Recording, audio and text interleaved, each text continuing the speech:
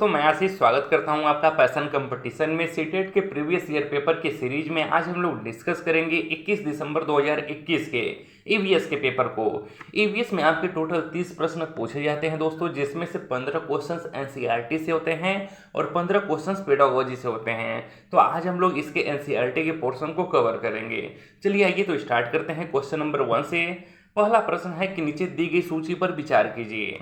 झील, झरना, तालाब, पहाड़ी, नदी, उपरोक्त सूची में से कौन सा इसमें से भिन्न है? झील, झरना, तालाब या फिर पहाड़ी? तो झील, झरना, तालाब यह तीनों ही दोस्तों जल के स्रोत हैं, जबकि पहाड़ी क्या है? एक भू आकृति है, जो कि क्या होता है? ठोस आकृति होता है। ठीक है दोस्तों, तो यह क्या है? इन तीनों से भिन्न है। यही आपका सही जवाब होगा। आइए अगला प्रश्न देखते हैं। अगला प्रश्न है कि नीचे दिए गए कथनों पर विचार कीजिए। ये है, गुजरात में लोग दाल के साथ चपाती खाते हैं और दाल में शक्कर डालते हैं। यह एकदम सही जवाब है दोस्तों। गुजरात के लोग दाल में शक्कर डाल के खाना पसंद करते हैं। जैसे हमारे यूपी में क्या होता है, हम लोग दाल में नमक डाल के खाना पसंद करते हैं। बी देखते हैं कि केरल में अधिकतर लोग किसी भी करी के साथ टेपियोका खाते हैं। तो यह भी एकदम सही जवाब है और यह क्वेश्चन हम कई बार करवा चुके हैं। ठीक है, इसके पहले भी जब हम पेपर करवा रहे थे तो यह कई बार क्वेश्चन रिपीट हुआ है कि टेपियोका का दूसरा नाम क्या है, टेपियोका का दूसरा नाम कप्पा है, टेपियोका कहाँ के लोगों का प्रिय व्यंजन है? तो वह केरल के लोगों का प्रिय व्यंजन है दोस्तों। ठीक है, यह कैसा दिखता है? तो यह साबूदाना की तरह दिखता है। तो केरल टेपियोका याद रखिएगा आप लोग। तीसरा है कि कश्मीर में लोग नारियल के तेल में बनी समुद्र की मछली खाते हैं। तो यह गलत जवाब है दोस्तों, बल्कि सही जवाब होगा कि कश्मीर के लोग सरसों के तेल में बनी समुद्र की मछली खाते हैं। ऐसा क्यों होता है? क्योंकि कश्मीर में अत्यधिक ठंड पड़ता है, तो ठंड से बचने के लिए वहाँ के लोग सरसों के तेल का प्रयोग करते हैं, क्योंकि सरसों का तेल बॉडी को क्या करता है? हीट रखने में मदद करता है। डी है, गोवा के लोग सरसों के तेल में बनी मछली खाते हैं। यह भी गलत जवाब है दोस्तों, बल्कि गोवा के लोग नारियल के तेल में बनी मछली खाते हैं। क्यों ऐसा होता है? क्योंकि जो गोवा है आपका, वह समुद्र के किनारे बसा हुआ है। तो समुद्र के किनारे बसे होने के कारण वहाँ पर नारियल के पेड़ अत्यधिक मात्रा में हैं, तो नारियल का उत्पादन भी वहाँ पर प्रचुर मात्रा में होता है, जिस वजह से नारियल का तेल वहाँ पर क्या होता है? बहुत ही सस्ते दामों में अवेलेबल होता है। इस वजह से वहाँ के लोग नारियल के तेल का खाने में ज़्यादा प्रयोग करते हैं। तो सही जवाब हो जाएगा आपका ए और बी। ठीक है, ए और बी आपका सही जवाब होगा। आइए अगला प्रश्न देखते हैं कि नीचे दिए गए पक्षियों की वह कौन सी प्रजाति है जिसकी आंख मानव की भांति उसके सामने की ओर होती है? रार्जिन चिड़िया, यहाँ पर दर्जन चिड़िया होगा दोस्तों। दूसरा है बीवर पक्षी, तीसरा कलचिड़ी या फिर चौथा उल्लू। तो वह कौन सा पक्षी होता है जिसकी आंखें मानव की भांति सामने की ओर होती है? वह होता है आपका उल्लू। उल्लू से और भी प्रश्न पूछे जाते हैं, उन पर एक बार नज़र डाल लेते हैं कि वह कौन सा पक्षी है जो अपनी गर्दन को पीछे तक घुमा सकता है। तो वह उल्लू होता है। या फिर इसी प्रश्न को ऐसे पूछा जाता है कि वह कौन सा पक्षी है जो अपना गर्दन 270 डिग्री तक घुमा सकता है? तो वह उल्लू है। ठीक है दोस्तों, आइए अगला प्रश्न देखते हैं। अगला प्रश्न है कि स्थानों के साथ उस क्षेत्र के गांव के सामान्य घरों के सही विवरण का मिलान कीजिए। ठीक है, एक तरफ आपको राज्य का नाम दिया गया है और एक तरफ वहाँ किस प्रकार के घर पाए जाते हैं उसका नाम दिया गया है, उसके बारे में वर्णन किया गया है। ठीक है, तो आपको पहचानना है दोस्तों। चलिए आइए देखते हैं। पहला है मोलनगांव, असम। तो जैसे ही हम असम की चर्चा करते हैं, आपके दिमाग में आना चाहिए कि असम एक ऐसा राज्य है जहाँ पर वर्षा अत्यधिक होता है और यहाँ पर क्या होता है? बाढ़ भी अधिकतर आया करते हैं दोस्तों, जिस वजह से यहाँ पर क्या होता है? जो घर बनाए जाते हैं वह जमीन से 3 से 4 मीटर ऊंचाई पर बनाया जाता है और यहाँ के जो घर बनते हैं वह बांस के खंभ पर बनते हैं। तो इसका सही जवाब क्या हो जाएगा? यह तीसरा वाला ऑप्शन। बी है लद्दाख। लद्दाख की जैसे ही हम बात करते हैं तो यह भारत के सबसे उत्तरी में जो आपका केंद्र शासित प्रदेश है लद्दाख, और यहाँ पर अत्यधिक ठंड पड़ती है। ठीक है दोस्तों, इस वजह से यहाँ के जो घर बनते हैं वह कैसे बनते हैं? वह मिट्टी और चूने से पुती पत्थर की दीवारें होती हैं और लकड़ी के फर्श और लकड़ी की समतल छतें होती हैं। ठीक है, तो इसका हो जाएगा चौथा। सी है मनाली, हिमाचल प्रदेश। हिमाचल प्रदेश में क्या होता है, मनाली में दोस्तों अत्यधिक बर्फबारी होती है, इस वजह से यहाँ की जो छतें होती हैं वह ढालू छतें होती हैं। ठीक है, तो यहाँ के जो घर बनते हैं वो कैसे होते हैं, वो पत्थर अथवा लकड़ी से बने ढालू छतों वाले होते हैं। जैसे ही राजस्थान का नाम लेते हैं, यह गर्मी के लिए जाना जाता है कि यहाँ पर अत्यधिक गर्मी पड़ती है, क्योंकि यहाँ पर रेगिस्तान भी पाया जाता है दोस्तों। ठीक है, तो राजस्थान की घरें कैसे होती हैं, तो यहाँ के घर मिट्टी की दीवारें होती हैं, मोटी दीवारें होती हैं, और जिनकी छतें कैसे होती हैं, वह कटीली झाड़ियों की होती हैं। ठीक है, तो इसका सही जवाब क्या हो जाएगा, ए का तीसरा, बी का चौथा, सी का आपका हो जाएगा पांचवा, और डी का क्या हो जाएगा, पहला। ठीक है दोस्तों, लेकिन यहाँ पर देखिए ऑप्शन गलत दिया हुआ है, तो सी का यहाँ पर पांचवा रहेगा। ठीक है, तो ऑप्शन नंबर 2 आपका सही जवाब होगा। चलिए आइए अगला प्रश्न देखते हैं कि हाथियों के विषय में नीचे दिए गए कथनों पर विचार कीजिए। ठीक है, ये है कि हाथी एक साथ समूह जिसे झुंड कहते हैं में रहते हैं, तो यह एकदम सही जवाब है। बी है हाथियों के झुंड में केवल हथिनियां और बच्चे ही रहते हैं, यह भी सही बात है। सी है हाथियों के झुंड में कितनी भी हथिनियां अपने बच्चों के साथ रह सकती हैं, तो यह गलत जवाब है, केवल 10 से 12 हथिनियां रहती हैं एक हाथियों के झुंड में। ठीक है दोस्तों, तो यह आपका गलत है। डी है हाथी 4 से 5 वर्ष की आयु होने तक ही झुंड में रह सकते हैं, तो गलत जवाब है दोस्तों, बल्कि 14 से 15 वर्ष की आयु तक झुंड में रह सकते हैं। इसके पश्चात वो अपना झुंड छोड़कर हाथियों के झुंड में सम्मिलित हो जाते हैं, तो यह भी गलत है। इसके बाद जब वह झुंड छोड़ते हैं तो वह फिर अकेले रहते हैं। ठीक है, ऐसे रहते हैं, अकेले रहते हैं। तो इसका सही जवाब कौन सा हो जाएगा, आपका ए और बी आपका सही होगा, तो ऑप्शन नंबर 3 सही हो जाएगा। आइए अगला प्रश्न देखते हैं। अगला प्रश्न है कि कोई व्यक्ति 29 सितंबर 2019 को एक एक्सप्रेस ट्रेन में सूरत से नागरकोइल जाने के लिए बैठा। सूरत कहाँ है, गुजरात में, और नागरकोइल कहाँ है दोस्तों, केरल में है। यह ट्रेन सूरत से 20:45 बजे चली। जैसे ही 20:45 देखी तो समझ लीजिए कि 12 के बाद जब 13 लिखा है, ठीक है, तो 20:45 का मतलब है कि रात्रि की 8:45 हो रहा है। ठीक है, अक्टूबर 2019 को 12:45 बजे नागरकोइल पहुंची। यदि सूरत से नागरकोइल के बीच ट्रेन मार्ग की दूरी 2200 किलोमीटर है, तो इस यात्रा में ट्रेन की औसत चाल थी, तो औसत चाल बराबर होता है आपका दूरी बट्टा समय। क्या होता है दोस्तों, दूरी बट्टा समय। दूरी हमें पता है, समय हमें निकालना है। समय निकल जाएगा तो दूरी में समय से डिवाइड करवा देंगे, हमें चाल मिल जाएगा। चलिए आइए तो समय ज्ञात कर लेते हैं।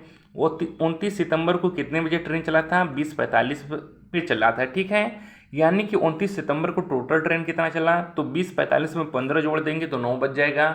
ठीक है, 15 मिनट बाद क्या हो जाएगा, 9 बज जाएगा, और उसके 3 घंटे बाद 12 बज जाएगा, यानी कि 3 घंटा 15 मिनट चला है 29 सितंबर को ट्रेन। 29 सितंबर को कितना चला, 3 घंटा 15 मिनट। फिर उसके बाद आएगा आपका 30 सितंबर। 30 सितंबर को ट्रेन कितना चला, 24 घंटा पूरा चला है। ठीक है, फिर 1 अक्टूबर को ट्रेन कितना चला है, 1 अक्टूबर की बात करें तो 1 अक्टूबर को 12:45 बजे पहुंचा, यानी कि 12 घंटा 45 मिनट ट्रेन चला है। ठीक है, इसको जोड़ लीजिए तो यहाँ पर क्या हो जाएगा, 60 हो जाएगा, और यहाँ पर कितना हो जाएगा, 39 हो जाएगा, यानी कि 39 घंटा 60 मिनट, यानी कि टोटल आपका ट्रेन कितना चला है दोस्तों, 40 घंटा चला है। आइए रख देते हैं। तो चाल बराबर क्या होता है, दूरी बट्टा समय। दूरी दिया है 2200 किलोमीटर, और समय कितना लगा है, 40 घंटा। 0 से 0 कैंसिल, 4×5 20, 4×5 20, यानी कि टोटल कितना चाल है, औसत चाल ट्रेन का कितना है, वह है 55 किलोमीटर प्रति घंटा। इसका सही जवाब हो जाएगा। आइए अगला प्रश्न देखते हैं कि निम्नलिखित राज्यों में से किसके बगीचों में तेज पत्ता, छोटी इलायची, बड़ी इलायची और काली मिर्च उगते हैं। पश्चिम बंगाल, गुजरात, केरल या फिर मध्य प्रदेश। तो कहाँ पर तेज पत्ता, छोटी इलायची, बड़ी इलायची और काली मिर्च उगते हैं दोस्तों, तो वह उगता है केरल में। ठीक है, केरल को मसाला उद्यान कहा जाता है भारत का, और यह केरल में क्या होता है, इलायची और काली मिर्च सबसे अधिक मात्रा में उत्पादन होता है। ठीक है, तो केरल क्या है, भारत का सबसे ज़्यादा इलायची और काली मिर्च का उत्पादन करने वाला राज्य भी है दोस्तों, और यह भारत का मसाला उद्यान होता है। इसके अलावा अगर इलायची की बात करें तो इलायची को मसालों की रानी कहा जाता है। ठीक है, आइए अगला प्रश्न देखते हैं। निपेंथिज के विषय में नीचे दिए गए कथनों पर विचार कीजिए। यह पौधा कीड़े मकोड़ों, मेढकों और चूहों को फंसाकर उनका शिकार कर सकता है, एकदम सही जवाब है। बी है यह पौधा हमारे देश में नहीं पाया जाता। जी नहीं दोस्तों, यह गलत जवाब है, बल्कि यह हमारे देश में पाया जाता है। और बात करें कहाँ पाया जाता है तो यह मेघालय में पाया जाता है। कहाँ? मेघालय राज्य में पाया जाता है। इसके अतिरिक्त यह ऑस्ट्रेलिया में भी पौधा पाया जाता है। यह पौधा कीड़े मकोड़ों को खींचने के लिए मोहक आवाज़ निकालता है। जी नहीं, मोहक आवाज़ नहीं निकालता, बल्कि मोहक खुशबू निकालता है, जिसे सूंघकर यह कीड़े मकोड़े उसके तरफ आकर्षित होकर चले आते हैं और जैसे ही उसके ऊपर बैठते हैं वह अपने पत्तियों का मुंह ढक लेता है और उन्हें उसमें फंसा कर क्या करता है? खा जाता है। चौथा ऑप्शन है कि इसका आकार घड़े जैसा होता है जिसका मुंह पत्ती से ढका होता है। सही बात है। कोई भी कीड़ा मकोड़ा इसके मुंह के ऊपर पहुंचते ही इसमें फंस जाते हैं और बाहर नहीं निकल पाते। यह भी सही जवाब है, यानी कि ए और डी आपका सही है दोस्तों। तो ऑप्शन नंबर 2 सही हो जाएगा। आइए अगला प्रश्न देखते हैं।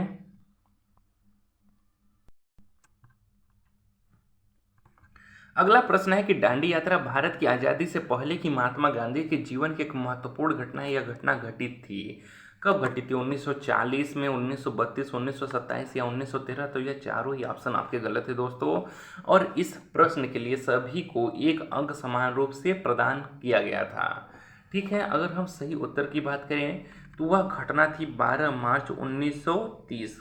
कब? 12 मार्च 1930 की। आइए थोड़ा सा डिटेल में जान लेते हैं कि यह घटना क्या था और यह इतना ज़्यादा इम्पोर्टेंट क्यों है। तो दांडी यात्रा भारत की आज़ादी से पहले की महात्मा गांधी के जीवन की एक महत्वपूर्ण घटना थी।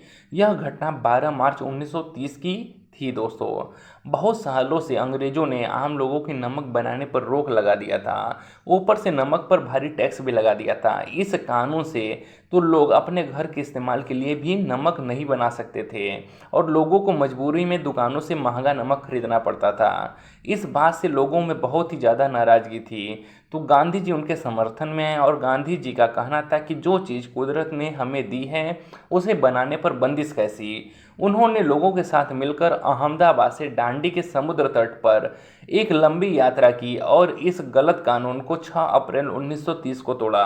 तो यहाँ से एक और प्रश्न पूछा जाता है आपको कि गांधी जी ने नमक कानून को कब तोड़ा था? तो 6 अप्रैल 1930 को तोड़ा था दोस्तों। कब? 6 अप्रैल 1930 को। कब प्रारंभ किया था? 12 मार्च 1930 को।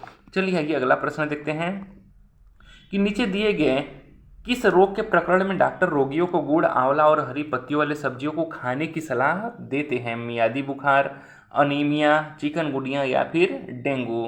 तो जहाँ पर भी गुड़, आंवला और हरी पत्तियों को खाने का सुझाव दिया जाता है, यानी कि किस लिए दिया जाता है?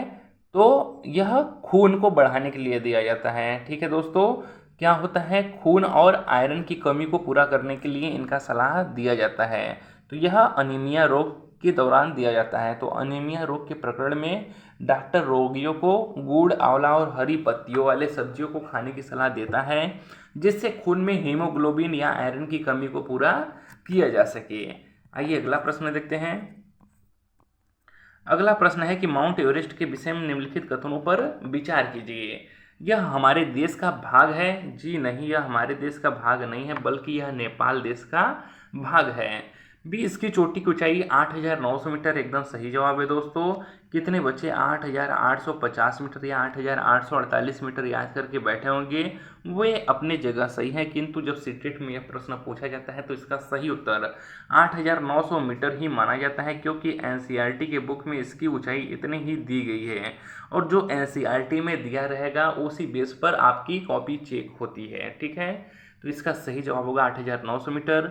सी है, बछेंद्री पाल इस पर्वत की चोटी पर कदम रखने वाली भारत की पहली महिला बन गई। तो यह भी एकदम सही जवाब है।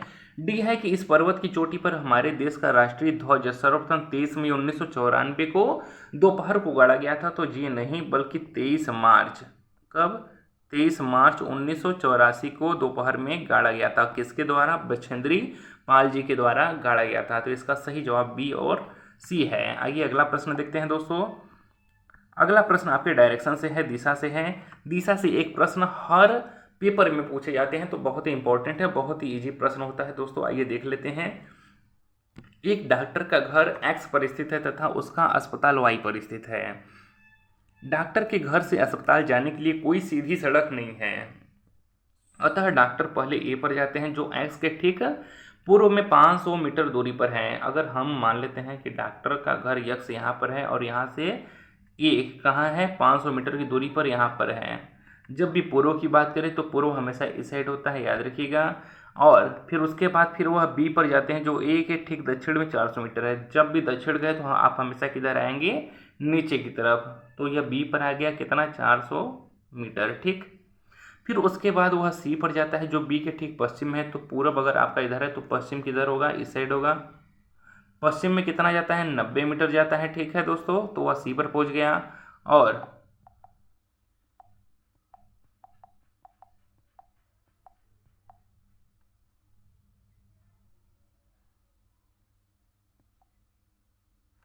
यहाँ पर देख लीजिएगा दोस्तों, वो मीटर गया था, इसकी वजह से हमें मिटाना पड़ा उसे। तो यहाँ पर ये 500 मीटर था, ए था। फिर उसके बाद 400 मीटर चला था, बी पर पहुँच गया था।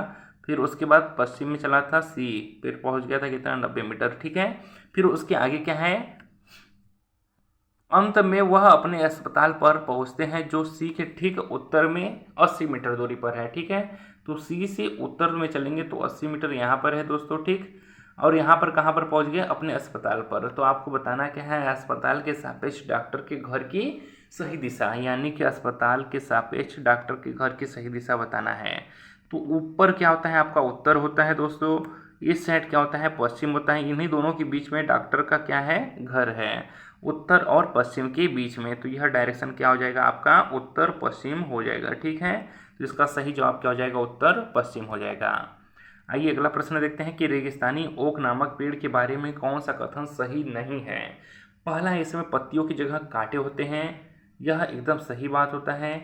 दूसरा, इसकी जड़ें उथली होती हैं, यह भी सही है। तीसरा, यह अपने तने में जल संरक्षित करता है, यह भी सही है। डी है, यह 8 मीटर से अधिक ऊंचा होता है। तो यही आपका गलत जवाब है, क्योंकि इसकी ऊंचाई 8 मीटर से ऊंचा नहीं बल्कि यह लगभग 8 मीटर ऊंचा होता है, ठीक है। आइए अगला प्रश्न देखते हैं दोस्तों कि कुडुक कहाँ के लोगों की भाषा है। मिजोरम, मणिपुर, मेघालय या झारखंड। तो कुडुक कहाँ के लोगों की भाषा है, यह झारखंड के लोगों की भाषा होती है। आइए अगला प्रश्न देखते हैं और इस वीडियो का लास्ट प्रश्न है दोस्तों। यह प्रश्न आपका मैप से पूछा गया है, ठीक है। तो आप डेली एक बार मैप को जरूर से देख लीजिएगा, यहाँ से 1 नंबर आपका पक्का पूछा जाता है। गुजरात के निकटवर्ती राज्य कौन से हैं। तो अगर हम भारत का मैप बनाएंगे, ठीक है, यहाँ तक, तो ये है आपका गुजरात दोस्तों। गुजरात के जस्ट ऊपर आपका यहाँ पर राजस्थान रहता है और इस साइड आपका एमपी होता है और इसी के नीचे आपका महाराष्ट्र होता है, ठीक है। तो गुजरात से कौन कौन से सटे हैं, राजस्थान, एमपी और फिर उसके बाद महाराष्ट्र, ठीक है। तो यह इसका सही जवाब हो जाएगा ऑप्शन नंबर 4। अगर वीडियो अच्छा लगा हो तो वीडियो को लाइक और चैनल को सब्सक्राइब करिएगा दोस्तों। मिलते हैं नेक्स्ट वीडियो में 15 पेडागोजी के प्रश्नों के साथ।